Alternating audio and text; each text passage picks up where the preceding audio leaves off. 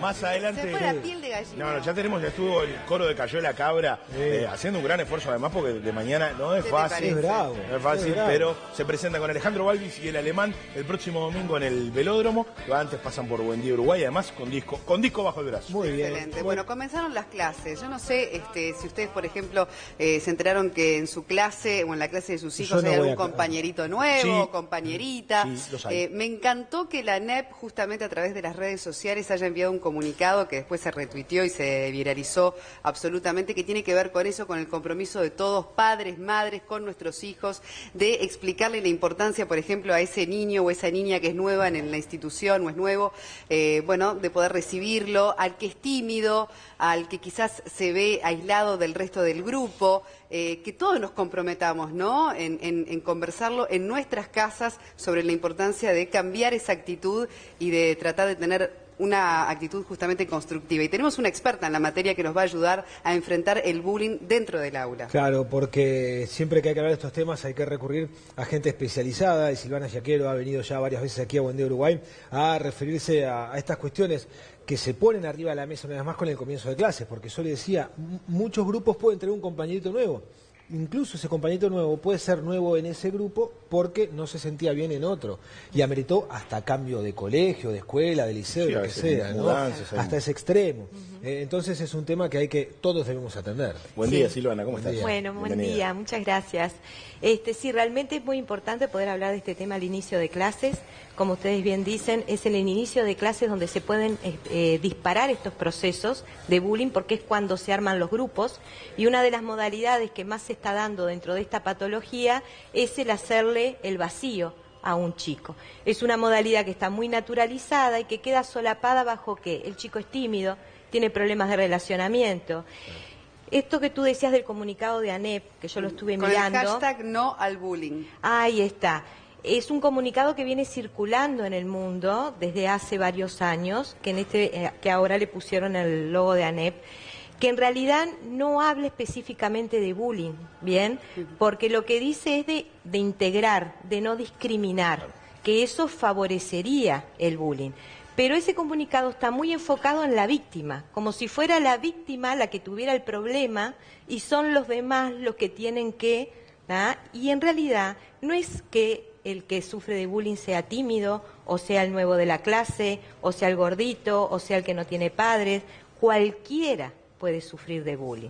Y eso lo tenemos que tener bien claro, porque cuando estos conceptos empiezan a viralizarse y tienen una base que no es la adecuada, después se malinterpreta todo lo demás. Y en el tema bullying, como en el tema mobbing, siempre seguimos mirando a la víctima. No miramos a los que realmente generan este proceso, que son el hostigador y los cómplices. ¿Ah? Está bárbaro que haya un comunicado que hable de no al bullying, que se empiece a desnaturalizar este tipo de violencia, pero es muy importante que los conceptos sean claros y sencillos para los chiquilines también. Claro. Y no es solamente en el colegio, también es en el liceo, en las UTUs, en las facultades, porque si no solamente lo limitamos a un ámbito de niños y el bullying está en todos los centros de estudio, que eso también es importante destacar. Silvana, ¿cómo crees que debería empezar a encararse el problema cuando esto ocurre? Digamos, ¿la primera alarma la tiene que disparar el centro educativo? ¿Somos los padres y madres que tenemos que estar pendientes de ver, por ejemplo, que nuestro hijo quizás hay algún compañerito que no quiere invitar, por ejemplo, a su cumpleaños? Es decir, ¿cómo empiezan a dispararse las alarmas y cuál es el momento para actuar? Claro. El momento para actuar fue ayer, porque esto es una problemática que viene creciendo. Hay una alerta a nivel de la OMS y de la Asociación Internacional de Psiquiatría y de la Asociación Internacional de Bullying que dice que para el 2025, de no mediar medidas de prevención, en el mundo se van a suicidar 850.000 niños por bullying. ¿Bien? En el Uruguay tenemos que el 19% de los suicidios en adolescentes es por bullying. Entonces esto es algo que tiene que ser ya. Los chicos no pueden esperar, no pueden estar yendo a centros de estudio donde los están maltratando, humillando, denigrando, haciéndole el vacío, porque nosotros mandamos a nuestros hijos a que sean felices a los centros de estudio. Entonces lo que hay que hacer es empezar a hacer campañas de impacto muy fuertes, donde se diga no al bullying, el silencio te hace cómplice, ¿bien?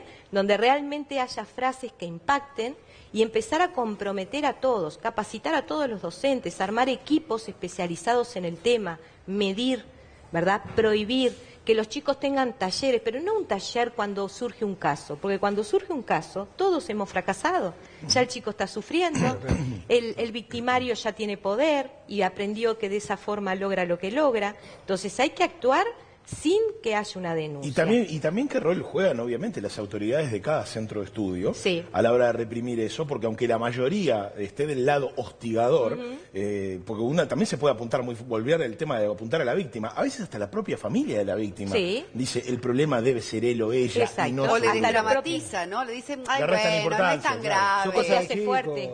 A todos les pasó. A todos les pasó. Esas son niños, formas no de pasa nada. banalizar y de negar la realidad. En la sociedad hay un pacto de negación y un pacto de silencio.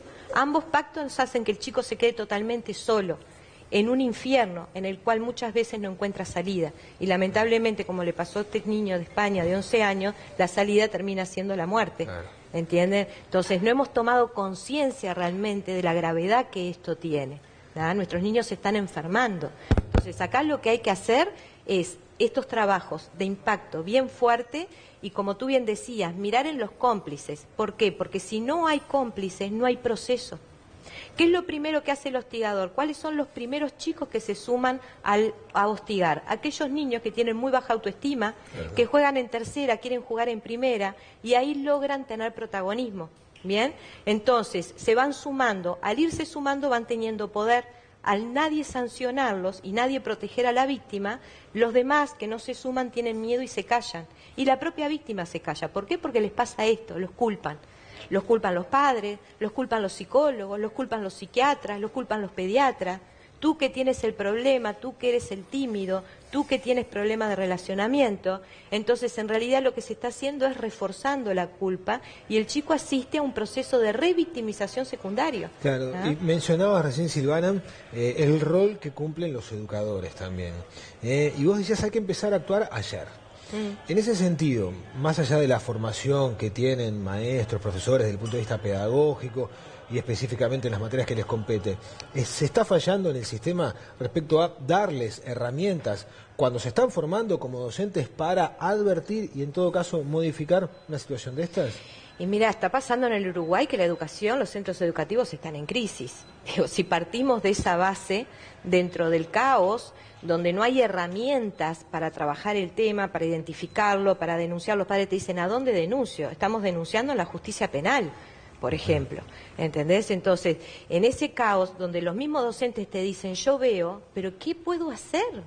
Si nadie me apoya, no tengo herramientas, si yo sanciono al chico, se enojan conmigo. Donde a su vez en los propios centros educativos también hay acoso laboral. ¿Pero además tuvieron las herramientas en su formación como docentes para tratar un tema de esto? No. El año pasado se capacité a 450 funcionarios de toda la ANEP. Funcionarios todos, sí. Realmente se generó una movida muy importante, pero ¿quedan cuántos por capacitar? Y este año dicen que no hay recursos económicos. Entonces, no hay cosa peor que tocar un tema, darle visibilidad, sacarlo a luz, mostrarle a la gente cómo identificar cuando un niño está sufriendo de bullying y después no hacer nada. Ahora, la desesperación es terrible, entonces cuando vos vas a armar una campaña, tiene que ser completa y darle herramientas, como tú bien decís. Igual la institución, sin que hablar, que es muy importante, pero los padres seguimos siendo fundamentales, ¿no? Los padres y las madres. Me imagino que, admitir que tu hijo o tu hija es víctima de bullying es muy fuerte. También es muy fuerte si la institución educativa dice tu hijo o tu hija es hostigador, ¿no? Sí. ¿Qué significa, digamos, para una madre o un padre recibir, digamos, esa calificación, no sé cómo explicarlo, ¿no? De hostigador. ¿Significa que hay un conflicto familiar que se hace evidente? ¿Cuáles son las características emocionales, los resortes de la figura del hostigador? Los resortes de la figura del hostigador. Bueno, uno de los resortes más comunes y que es un mito, sufre violencia en la casa, entonces es violento en el colegio. ¿Ah? Yo conozco un montón de niños en estos 27 años de psicóloga que han sido abusados y no por eso abusan, que han sido maltratados y no por eso maltratan. Esa cosa de porque le hacen esto, hace lo otro, eso no es real. Sí hay un grado de predisposición. Lo que sí vemos es que en el mundo cada vez se desarrollan más personalidades psicopáticas. Dentro de las personalidades psicopáticas tenemos que cada 100 personas, 6 están desarrollando este tipo de personalidades que son las que más se adaptan a la realidad. Y no es un trastorno de personalidad ni una enfermedad, es una forma de funcionar, es una forma de ser, ¿bien? Y esa forma de ser puede estar alimentada por el ambiente familiar, porque ya viene con una predisposición, o se puede construir a partir de que el niño sufra situaciones muy traumáticas, sobre todo de abandono afectivo, y apague todas las luces, ¿tá? Para no sufrir. En ese apagar todas las luces, apaga todas las emociones y elimina la empatía, que la empatía es básica para cuando yo estoy enojado con alguien, lo lastimo, ese otro llora o se queja y yo paro porque me siento culpable. Eso es lo que le falta a estos niños. Estos niños que desarrollan este tipo de patologías podrían estar dentro del manual de psiquiatría en el trastorno desafiante oposicionista, pero a su vez son chicos que no tienen miedo, entonces no respetan las normas, siempre juegan al filo, disfrutan de hacerle daño a otros chicos, maltratan animales, porque es ahí donde se especializan en cómo hacer sufrir a otro, pero lo hacen a escondidas, generalmente los padres no se enteran, por lo general maltratan a los hermanos, ¿ah? Y tampoco los padres se enteran, porque son chicos que también van desarrollando muy bien esta cosa de mimetizarse con el otro, copiarle al otro las emociones, porque no las siente, y manipular. Entonces, por ejemplo, mi hijo viene y me dice, porque fulanito me hace bullying. Ay, ¿cómo él? Que es el líder de la clase, el más inteligente, porque el que hace bullying no es el que está mal vestido y es el que no le va bien en la clase, tampoco hay un perfil físico o de estructura. Puede ser ese chico que es querido por todos, el monaguillo, el que es admirado por todos. Entonces, claro, el niño que sufre bullying, ¿qué va a contar? Si encima lo van a culpar a él y el otro está idealizado. Entonces, hay que tener mucho cuidado a la hora de identificar este tipo de perfiles y no tener miedo, porque si los agarramos a tiempo, hay mucho que se puede llegar a hacer. Silvana, ¿Bien? Sí, perdón, una cosa que me quedé pensando respecto al uso de la tecnología también vinculado al bullying. Desde ya los niños no deberían tener redes sociales donde exponerse, pero muchas veces los adultos, y es un tema que ya hemos tocado, los exponen por ellos, ¿no? ¿Qué rol puede jugar después esas fotos que suben padres, abuelos y demás a las redes a la hora de hacer bullying, por ejemplo, virtualmente? Y claro, porque cuando pasa, lo que van a hacer es poder sacar una foto, armar un Facebook falso, o en esa misma foto empezarse a burlar del chico y empezar a humillarlo, y ahí el proceso de armar el GAN de acoso, de mimetización contra la víctima, en vez de llevar semanas, se hacen segundos. Y después eso queda ahí. Entonces, ¿qué pasa? El niño no solamente está siendo hostigado cuando va al colegio, sino cuando está fuera del colegio. Entonces no tiene un lugar seguro a donde resguardarse. Y ahí es donde se corre más riesgo de intento de suicidio, ¿no? Porque no hay tranquilidad. Ese es el punto extremo. Ese es el punto extremo. El suicidio es el punto extremo.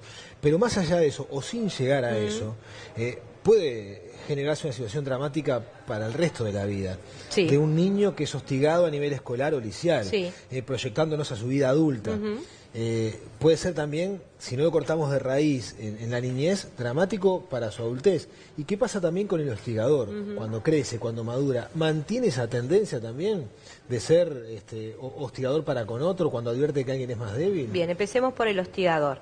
El hostigador, hay investigaciones en Europa que dicen que los chicos que hacen bullying en un 48% antes de los 24 años delinquen. Bueno. ¿Por qué? Porque se especializan en delinquir justamente. El acoso, el violentar a alguien es un delito. Que acá no lo tengamos tipificado como delito no significa que no lo sea, ¿bien? Entonces, eso lleva también a una preocupación social, ¿bien? Estos chicos se van especializando en la violencia, se van perfeccionando y se pueden convertir en delincuentes o en delincuentes de guante blanco, lo que después llamamos los hostigadores en los ambientes laborales o depredadores familiares, los psicópatas dentro de la familia. Una personalidad. Claro, conformás una personalidad. Después de la adolescencia ya la estructura está armada. Con respecto a los niños que sufren de bullying, la mayoría de ellos desarrollan lo que es síndrome de estrés postraumático. La violencia, al ser sistemática y repetitiva, y al ellos no tener salida porque se ven obligados a ir al lugar donde lo maltratan, están sometidos a un maltrato que va como erosionando el aparato psíquico y genera una herida que se llama síndrome de estrés postraumático. Esos síndromes de estrés postraumáticos se cronifican y generan cambios en la estructura para el resto de la vida. Entonces tenemos niños que desarrollan crisis de pánico, trastornos de ansiedad, fobias, depresiones, Pero en realidad en el fondo lo que hay es un síndrome de estrés postraumático. Esto que pasa, esos cambios en la estructura, es lo que vamos a comprobar con la investigación que la otra vez vine a hablar que vamos a hacer, que son los cambios en la estructura del hipocampo. El tamaño en el cambio de la estructura del hipocampo genera problemas hormonales también y problemas en el sistema nervioso simpático. O sea que tenemos también un montón de situaciones de daño físico que son graves. Una persona cuenta un caso personal, dice cómo a su hija o a su nieta se le caía el pelo, ¿no? Sí. Enfrentando la situación de estrés. Y rápidamente influimos en algo los padres, tenemos que tener cuidado en los comentarios que hacemos cuando nos referimos a otros. También todo eso es educar en contra del bullying.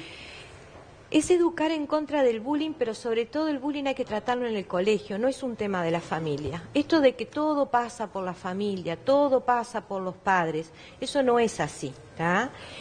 Hay chicos que nacen con una estructura de personalidad psicopática en una familia que es sana.